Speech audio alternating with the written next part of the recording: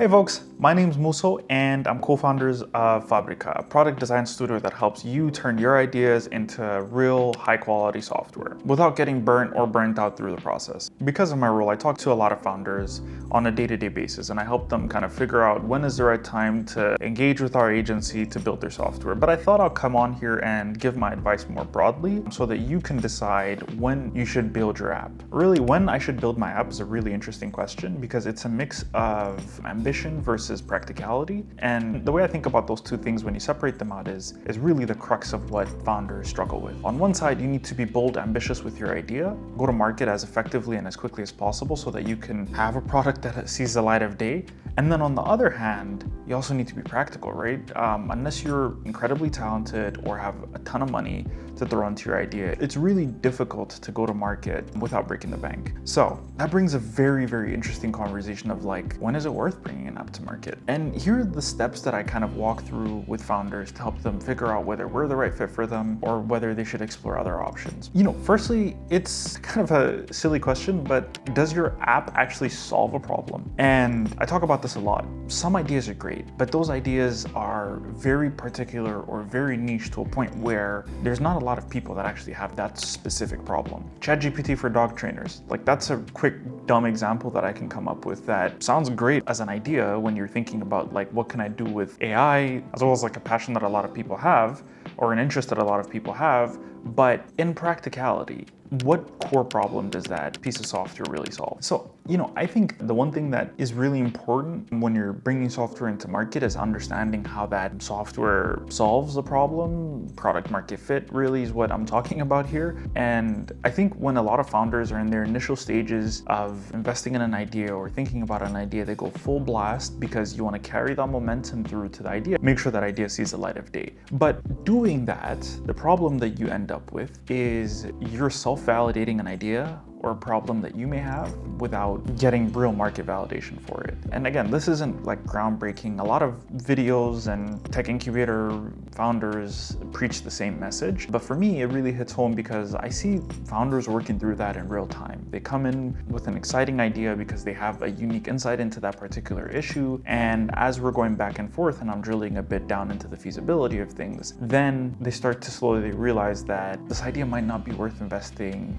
tons and tons of money into it. As an agency, we do this because it's really important for us to understand what success looks like for our customers. If our customers come into our agency expecting software to drive an outcome, we try to flesh that out immediately so that we can help them understand that we can get your software to do whatever you want it to do really well. However, whether that scales is really determinant on the quality of the idea as well as the quality of business that the entrepreneur is able to generate. And our philosophy is building quality software that helps our clients achieve their goals. And if those goals are misaligned with the software that we're building, we're pretty transparent about that from the jump. So the second question that I'll ask is, how much of a problem is this? So cool, we've validated that this is a real problem that users face in your particular niche. Then we go a step down to figure out, even though this is a problem, do they actually care enough to invest their money in solving that problem? So to the conversation of ChatGPT for dog training, yes, that is a problem that a lot of people face needing to train dogs. However, is it a problem that people would look to solve and pay money to solve themselves? Looking at ChatGPT for dog trainers, for example, you can either invest in a dog trainer, put your little pups in a puppy academy, or watch videos on YouTube, which is free, or not train your dog at all, right? So as a founder, part of that conversation, you have to figure out with validation. As you're validating your product, you have to also understand what is the potential revenue sources for me? How do I actually convert and get ROI on this product or return on investment on this product? And once I get that return on investment, is it enough to recoup my costs plus my initial,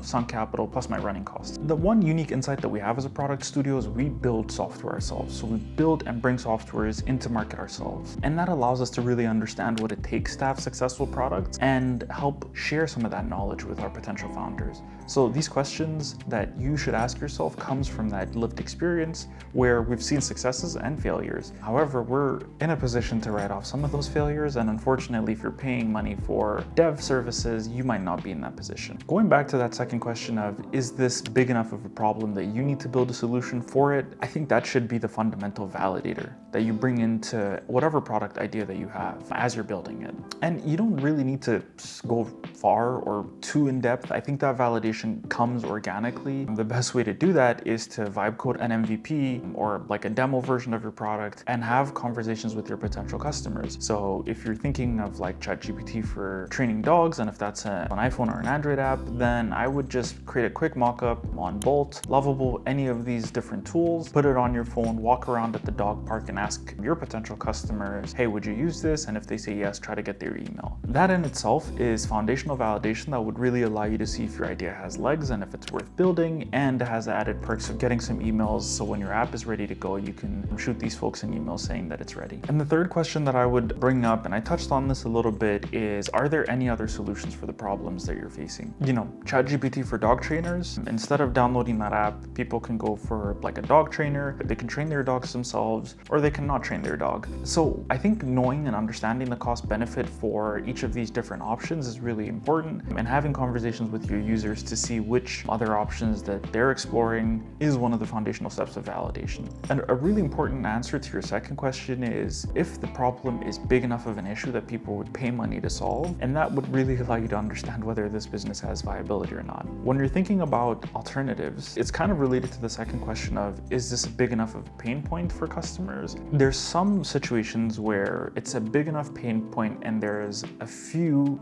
imperfect solutions that together or separately solve the problem enough that customers don't think about it too much. Thinking about the ChatGPT for dog training, for example, dog trainers or YouTube videos and self-training your dog might be enough of a solution where you don't want to pay a $9.99 subscription to get an app that helps you train your dogs. Or there might be some other apps that are free that do the job just well enough that it stops becoming a significant pain point. So once you've validated that there's an actual problem that you can solve with your software, then it becomes another question of, are there any other tools or alternatives that your customers can use to solve their problem? So in my experience, there have been very few no-brainers in terms of like business ideas that, you know, get pitched to us and we're like, yep, that makes a lot of sense. This 100% works. And from the clients that we've worked with, the ones that are successful are the ones that have a unique insight into the problem as well as an understanding of the marketplace. So the ones that we've seen who have found success are the ones that are able to take an existing part of their business and look for automation or look for something that technology can aid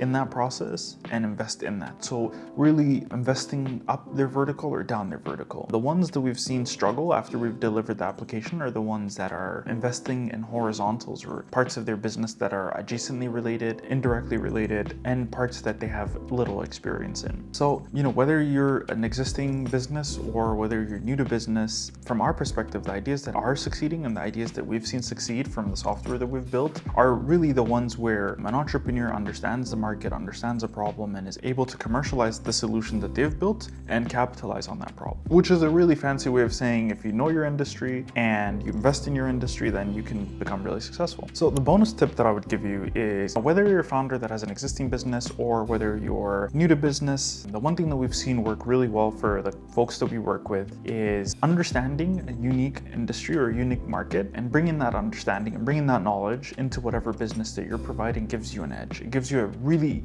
unique insight into the particular problem that you're solving. And we found and we've seen founders that have that unique advantage are able to take their product further. You know, as always, we're happy to chat. If you ever want to help think through when is the right time to build your software product, feel free to book a call with us and we'll kind of help you work through that process and have an understanding of what it would cost you and as well how much time it would take you to get to that point. I'm Muso, founder of Fabrika. Thanks so much for watching. If you found this video valuable, please give us a like and a follow. Thank you.